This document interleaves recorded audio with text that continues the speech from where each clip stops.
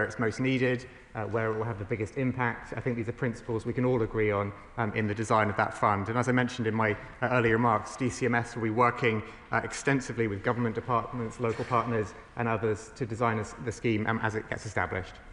Ms Twist. Thank you, Mr Speaker.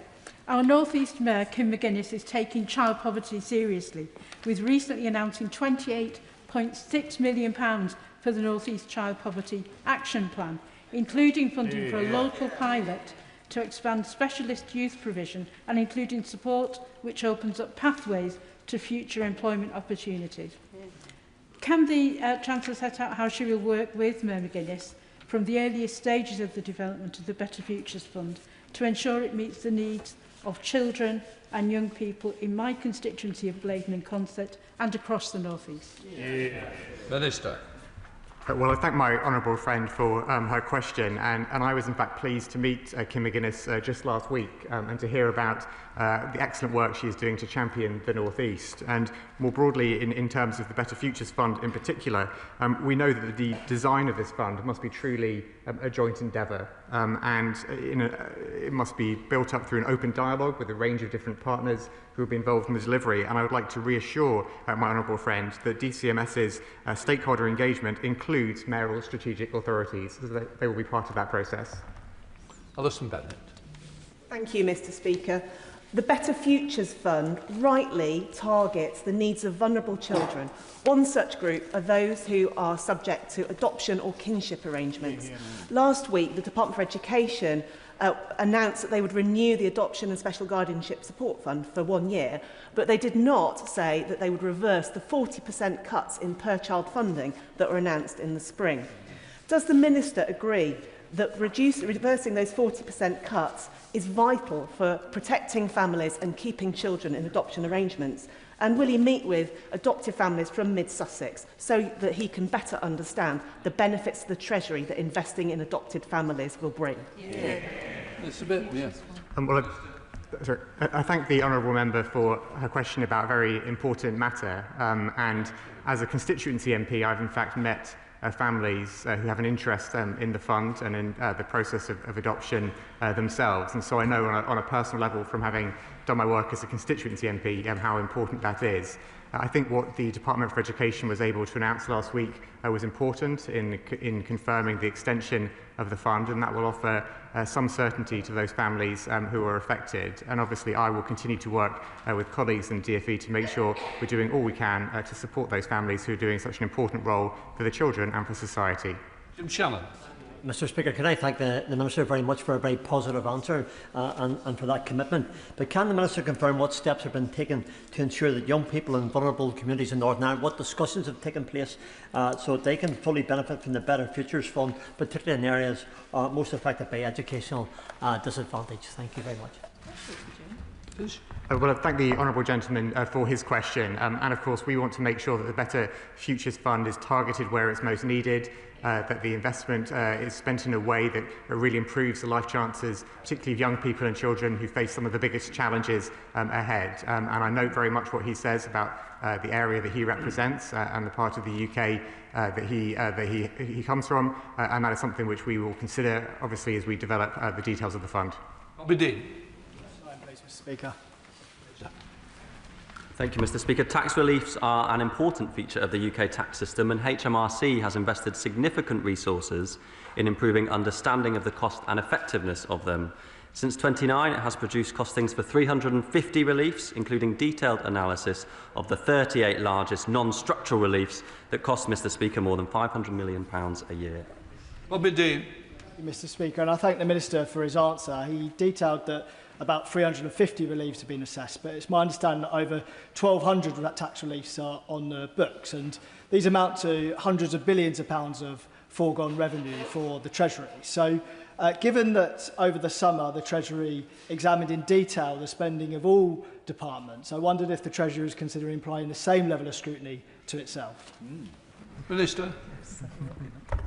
I thank the honourable member for his question. It is worth noting that some 800 of the 1,200 reliefs that he mentions make sure that the tax system operates as intended by defining the scope of tax correctly and making sure that our tax system operates fairly and simply.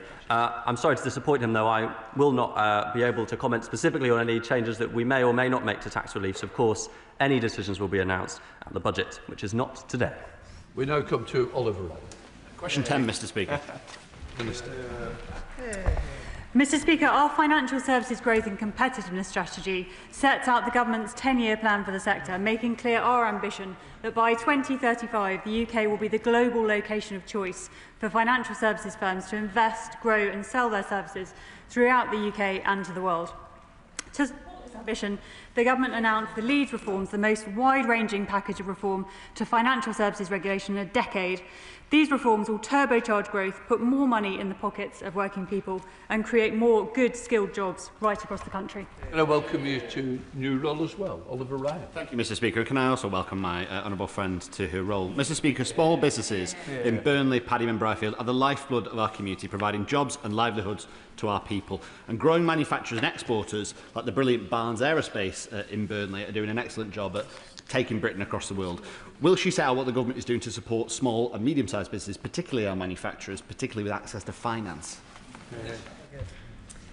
Mr Speaker, my honourable friend raises an important issue and it's very good to hear him championing the businesses in his constituency. The government published its small business strategy in July, setting out how we will make the UK the best place to start and grow a business and putting SMEs at the heart of our growth mission. That includes tackling the barriers SMEs face when accessing finance. That's why the government is committed to increasing the total financial capacity of the British Business Bank to £25.6 billion and introducing a new business growth service which will make it easier and quicker for businesses across the UK to get the help, support and advice they need to grow and to thrive. John Glenn. Thank you, Mr Speaker. Could I warmly welcome the new Economic Secretary to her role. Over the summer, I have been looking at issues around liquidity in the London Stock Exchange and the deterioration that has happened. Given that only 15% of share trades attract stamp duty and much more trading is conducted in a dark environment, would the new Economic Secretary meet with me so I could share some of my concerns and concerns of those in the city so that you can move forward in a positive direction? Mr Speaker, and I pay tribute to the work the honourable member has done in this area and say that I'd be more than happy to meet with him to discuss those areas. Mark Garnier, Shadow Minister. Speaker, and can I also congratulate the member for Northampton North on her elevation to the Economic Secretary to the Treasury. I'm sure she will do very well. Now, Mr Speaker, we know that the UK banking sector provides a valuable service to our economy, keeping money in circulation, funding businesses, funding mortgages and all the rest of it. And we also know that the financial services sector are the UK's biggest export sector. And according to UK Finance, UK banks generate around £45 billion a year of tax every year. But because of things like the bank levy, the UK banks now pay an effective rate of around 46%, which is higher than our competitors of New York, Frankfurt, Dublin, Singapore. Now, Mr Speaker, we know that the Chancellor of the Exchequer has managed to dig her own £30 billion black hole in the economy. But can the Minister reassure the City of London and reassure this House that there is no plans to increase taxes on our banking and wider financial services sector in the upcoming budget in November? Thank you. Closed. Minister. Mr Speaker, I'm grateful for the lecture. I know that they introduced the bank levy, though. Right. Thank you. The government is committed to responsibly promoting the growth and competitiveness of the sector, and of course we keep the bank tax regime under review. Come to Dr. Stephen. Thank you, Mr Speaker. Question one. Sorry. Thank you, Mr Speaker. We will.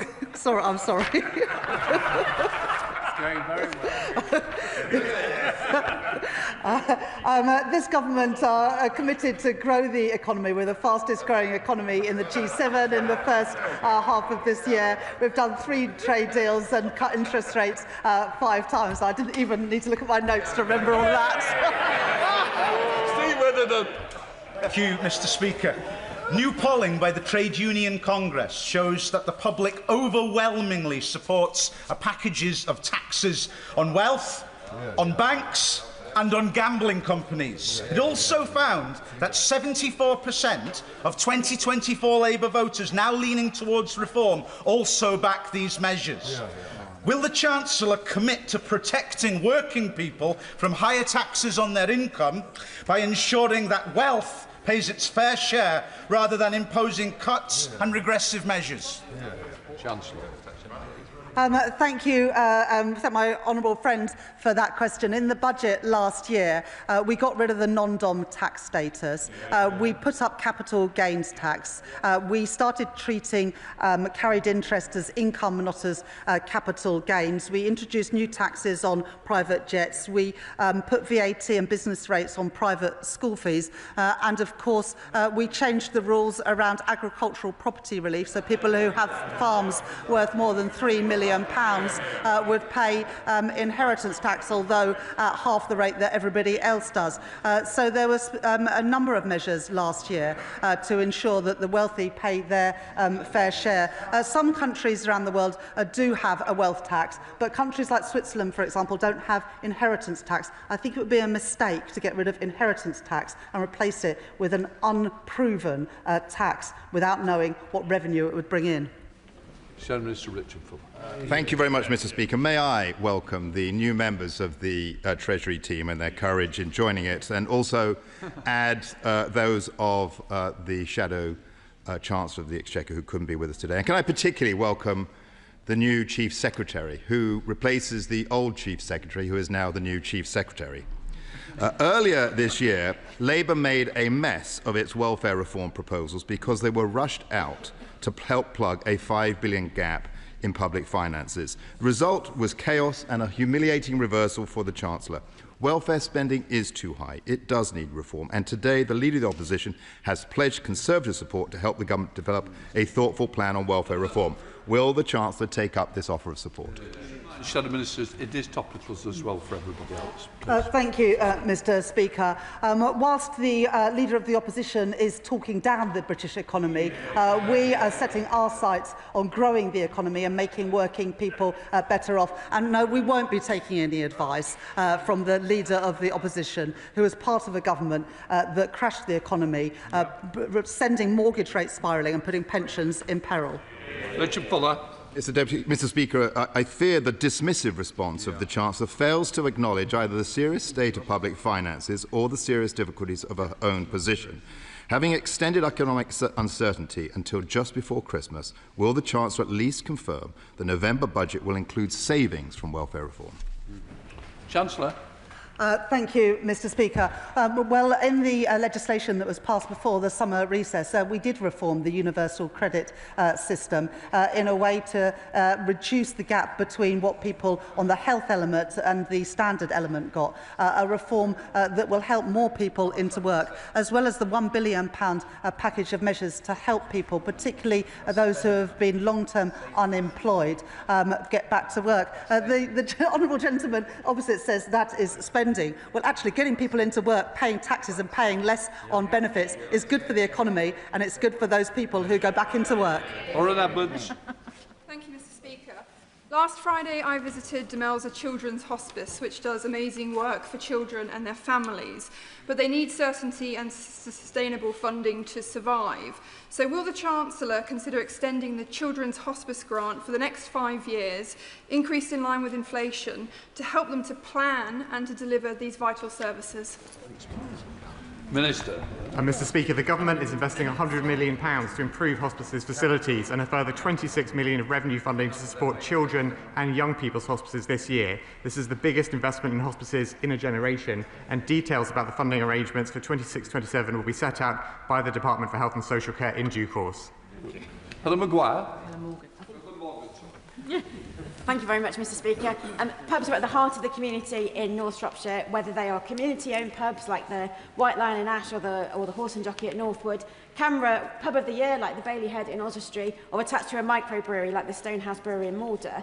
But all of those hospitality businesses are buckling under the strain of higher business rates, the national insurance increase, and higher energy costs. Can I add my plea to those of my colleagues and ask the Chancellor that in the upcoming budget there are measures in place to support our struggling hospitality industry? Minister. Mr. Speaker, as set out at the last budget, we're going to introduce permanently lower tax rates for retail, hospitality and leisure businesses with rateable values below £500,000. The relief that we inherited from the previous government was due to end entirely in April of this year. We extended it for 1 year to give us time to introduce the legislation for permanently lower tax cuts for pubs across this country. Eleanor Donnelly. Thank you, Mr. Speaker. I recently visited the ghost terminal at Ashford International train station, where Eurostar shamefully stopped trains 5 years ago. A report last month found that bringing back those international trains to Ashford could bring over £2.5 billion of benefit to our local economy in Sussex and Kent, more jobs and more visitors for my constituents in Hastings and Rye. So will the Chancellor join me in calling on the train operators and the rail regulator to grasp this opportunity for growth? Chancellor. I thank my honourable friend for that question and for the work that she is doing to help grow the economy in all parts of the country, including in Kent and in Sussex. The government have made significant commitments on the expansion of international rail services, and we're working closely with both the German and the Swiss governments on direct links between our countries. There's work underway to understand the prospects for expansion at the number of services on the Channel Tunnel rail link, and I absolutely agree that new opportunities at both Ashford and Ebbsfleet have a huge potential for helping to grow the economy and giving more opportunities in people in those communities to access good jobs and other leisure opportunities. Ron Thomas. Good afternoon, Mr. Speaker.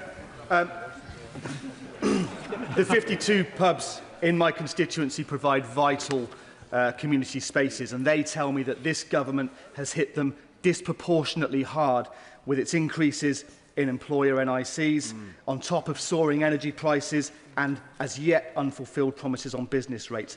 Ahead of the autumn budget, can the Chancellor tell me what measures she's going to take to protect our local independent pubs and small businesses? Chancellor. I absolutely recognise that, that businesses face challenges, but they also have lower borrowing costs because of the 5 cuts in interest rates. Because of the stability that we've returned to the economy, the Bank of England were able to do that. But it would be good to have a bit more honesty from political parties. If you oppose the national insurance increase, then you oppose the extra money for the National Health Service. If you stood up and said that, you might get a little bit more respect and credibility. Tim Rocker. Thank you, Mr. Speaker. In Macclesfield, we're very lucky to have a thriving life sciences sector. And at AstraZeneca, we have 5,000 people employed in well-paid jobs across the pharmaceutical value chain. So can I ask, what is the Treasury and the government doing to ensure we take advantage of the innovation we produce here in the UK for the benefit of our local life sciences economies? Chancellor. My honourable friend is a proud advocate for his constituents in Macclesfield and doing great work to bring more investment into the local area. Life sciences was one of the 8 sectors that is part of our modern industrial strategy that this government are championing. That's why we put record investment into R&D in the spending review earlier this year, and why we're supporting our universities to help create more spin-outs to ensure that we can have more homegrown British businesses, as well as backing the big businesses like AstraZeneca that operate in his own constituency. Will Forster. Speaker, with the government considering a dramatic increase in the landfill tax, how does the Chancellor think we will build as a country the 1.5 million homes we need by the end of the Parliament if we add £24,000 on average to the average house price? How does that help my constituents of Woking get a home? Yeah. I thank the honourable gentleman for that question. There's a consultation going on, and I welcome him and others to feed into that consultation. But if he's serious about backing the builders and not the blockers, why do the Lib Dems fail to support the planning and infrastructure bill, both in this House and in the other House? Johnson. Oh, sorry, Mr. Speaker. As the 6th richest economy in the world, we shouldn't have 4.5 million children living in poverty. The former Prime Minister, Gordon Brown, has proposed raising £3 billion by looking at reforming the gambling taxation. So will the Chancellor consider undertaking these reforms so that we can end the epidemic of child poverty? Minister. I thank the honourable member and my honourable friend for her question. The issue of child poverty is incredibly important to this government, and the Child Poverty Task Force will report later this year.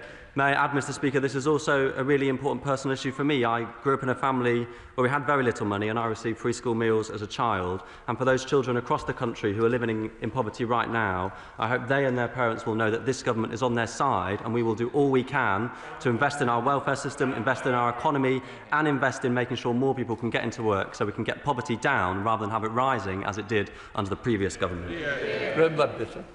Thank you, Mr. Speaker. Hiking excise duty by 14% in the past 2 years was expected to raise the Treasury £600 million in duty in spirits, but it's actually cost £600 million.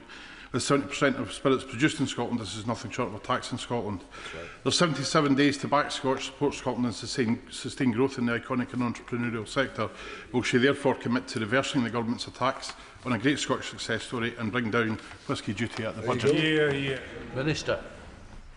Thank you, Mr. Speaker, and thank you for that question. Over 90% of Scotch is exported, so it isn't affected by the measures the honourable member has just mentioned, but it will be affected, and the biggest beneficiary of the trade deal with India, which is set to reduce tariffs from 150 to 75% initially, and then to 40% over time. That is what a government getting on with backing the Scotch industry looks like. Sir Geoffrey Clifton-Brown. I've been campaigning for a long time on the reinstatement of tax-free shopping for foreign visitors, but particularly those from Europe. Recent evidence from business suggests that we are losing £6 billion of income from this potential change and £500 million in extra VAT generated from those tourists. Will the Chancellor undertake to look at this matter again? Because it has the potential from these high-spending tourists to benefit our hard-pressed hospitality industry and could be a quick win-win for this country. Minister. Mr. Speaker, this matter has been looked at by the previous government several times, and I understand that under the previous government there was some pressure for their ministers to look at it again. They did, and they came to the same conclusion, which is not to proceed with reintroducing it. Lynn Jones. Mr. Speaker, the Belfield interchange is situated on the A77. Its location has significant strategic importance within the South West Trunk Road network connecting to A71, A735 and A76, making it critical for transport and economic connectivity across the Ayrshire region and beyond. Now, East Ayrshire Council had previously submitted a levelling up fund bid to the previous Tory government to upgrade the interchange, but was rejected. Now, given the Chancellor's recent announcement of £66 million UK government investment in Scottish transport infrastructure, would my right honourable friend join me calling on the Scottish Government to invest and agree to vital infrastructure projects such as upgrading the Belfield interchange to support the Ayrshire growth deal, to unlock growth, deliver jobs and prosperity across the region? Minister.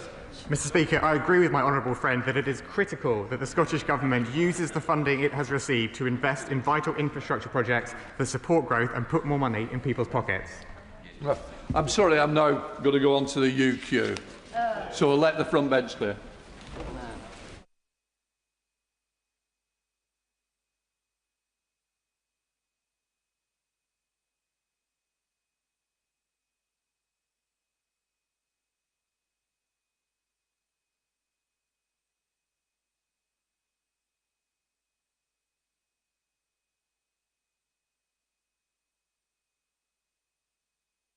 Right, we now come to the urgent question. Derek Twigg.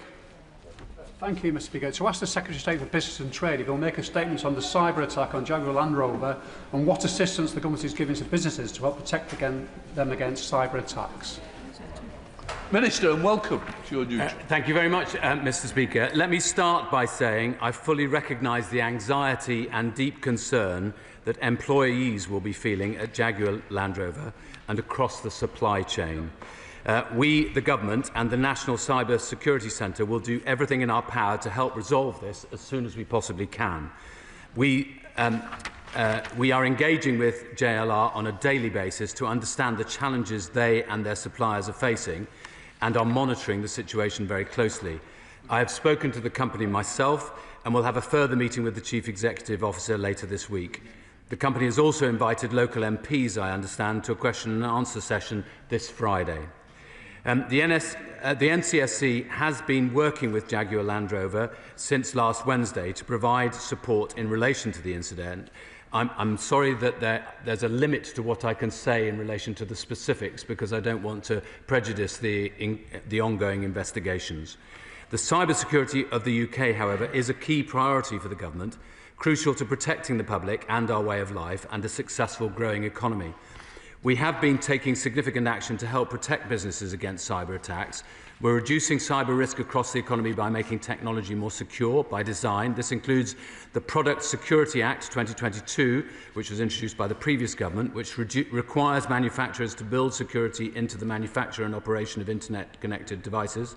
The Software Security Code of Practice, which sets out how vendors and developers should make their software more secure. And the AI Cyber Security Code of Practice, which sets out how AI developers should design and operate AI systems securely. We're also providing businesses with the tools, advice and support to protect themselves from cyber threats. This includes the Cyber Governance Code of Practice, which shows boards and directors how to effectively manage the digital risks to their organisation, the highly effective Cyber Essentials Scheme to prevent common attacks, reducing the likelihood of a cyber insurance claim by 92%, and a wide range of free tools and support from the National Cyber Security Centre, including training for boards and staff, the Check Your Cyber Security tools to test IT systems for vulnerabilities, and the early warning system to get notified about cyber threats to your networks. I urge all businesses to take up these tools and improve their cyber defences. Mr Speaker, it's not for me to announce a future business of the House, but when parliamentary time allows, the Government will introduce the Cyber Security and Resilience Bill to raise cyber security standards in critical and essential services such as energy, water and the NHS. Thank you. Derek Twigg. Speaker, I'm very grateful, Mr Speaker, to you for granting this UQ, and as a North West MP, you know how important what a large employer JLR is in the North West. As we've heard, this serious cyber attack on Jaguar Land Rover stopped production, halted sales, staff have been instructed to stay at home. The car plants at Halewood in my constituency and Solihull and other production facilities around the world have been able to operate, I believe. And from what has been reported, JR shut down its IT systems in response to the attack. I believe dealerships have been unable to register new cars. And initially, at least, garages which maintain JLR vehicles were unable to order parts that they needed. The JLR Halewood plant in my constituency is a very important and valued employer. Many of my constituents are employers, which is also the case with my neighbouring Merseyside MPs. Thousands of jobs in the supply chain are affected. Despite this cyber attack happening just over a week ago on one of our most important businesses, which has nearly 33,000 direct employees and of course a huge supply chain, disappointed that no statement had been made to Parliament of what actions have been taken to help the company or prevent future attacks. The latest attack raises wider issues following on from the attack on Marks and Spencer's. These two incidents in themselves are very worrying. One would like to believe that all companies reviewed their cyber security after the M&S attack. But if these attacks continue, there could be an ongoing and even more serious effect on our economy. What is the government doing to help protect our businesses from cybercrime? I've heard something of what the Minister said today, but it's in our national security interest for them to work closely with business. Is there an underlying weakness in how business is dealing with cyber security? In this regard, Mr Speaker, we heard from Kieran Martin, former head of the National Cyber Security Centre, on the Today programme this morning, suggesting maybe companies are focusing more on protecting customer data at the expense of the security of their operations. Mr Speaker, I believe this House needs to hear more in the coming months about what the government is doing to work with business and doing to help prevent these attacks being successful, which are a threat to our economy and national security. Minister. First of all, can I commend my honourable friend on seeking this urgent question and you on granting it, Mr Speaker. He makes a perfectly good point that obviously not only is Jaguar Land Rover a really important national iconic brand, but it's also a very significant employer, some 34,000 people in the UK, 39,000 around the world, and obviously in my honourable friend's constituency. He is right that we need to ensure that cybersecurity is something that every single company in the land, and for that matter, public sector organisations take very seriously. In my previous role, I was very conscious of the attack on the British Library, which was actually one of the most significant financially heretofore, and did point the way for some of the other issues that are arising across the economy, which is why we've been very keen to bring forward, as we stated in the King's speech that we'll be having a bill on this. I hope that I'm going to use the word soon, Mr. Speaker. I think I can get away with that with the Chief Whip and the Leader of the House. We will be introducing such a bill soon, though I would just say in the words of Humpty Dumpty that when I use the word it means precisely what I choose it to mean, no more and certainly no less. But he is right that there are very serious issues that we need to address across the whole of the economy to make sure that we get that right. He pointed to one person, I'd point to another, Richard Horne, the Chief Executive Officer of the National Cyber Security Centre, who's recently stressed that the UK is facing increasingly hostile activity in cyberspace. We simply cannot afford any degree of complacency in this. There are major criminals operating in this space, as well as some malicious state actors, and some 40% of companies in the UK last year reported that they had faced some kind of cyber attack. So it is a very important issue that we take seriously. Yeah. Shadow Minister Dame Harriet Baldwin. Thank you very much, Mr. Speaker, and can I congratulate the honourable gentleman on securing this important urgent question and welcome the Minister to his new role. I'm never going to be able to rival him in terms of his literary quotations, though, but I do think that this cyber attack on Jaguar Land Rover is extremely concerning. It is a world-leading business, and the impact clearly on the business, the suppliers, the workers has been significant.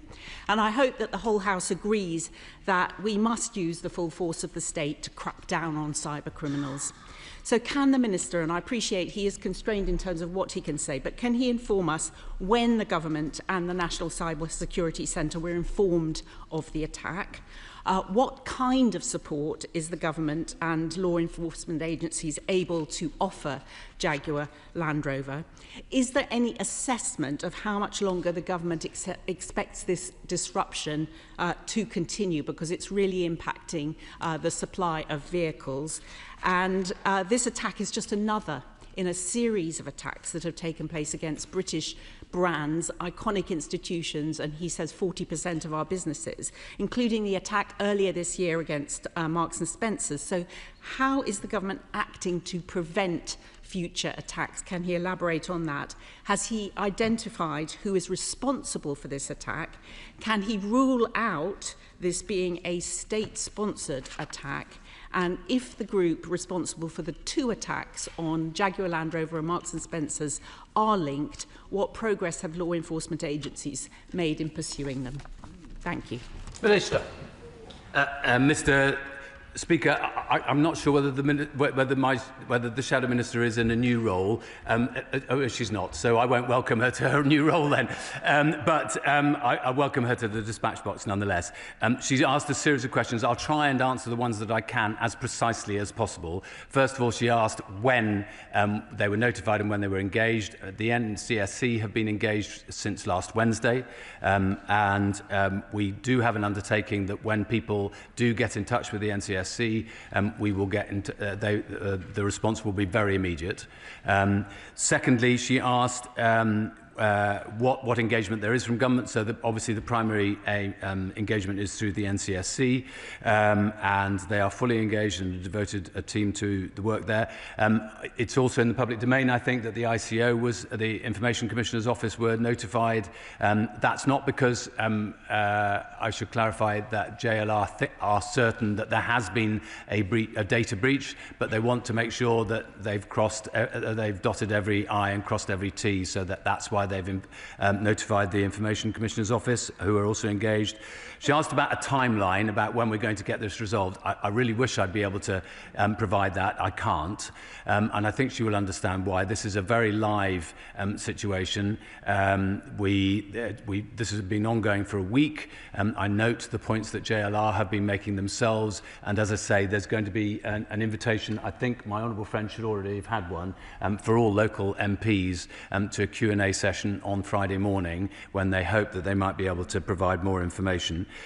One of the issues she asked was about what else we're doing. Well, one of the things that we did this summer was the Home Office did a consultation on our policy on ransomware, because obviously I'm not saying that is specifically in relation to this case. We don't know whether it is as yet. I'm not making coming to any foregone conclusions, but obviously that's one of the things that we need to address, and it was heartening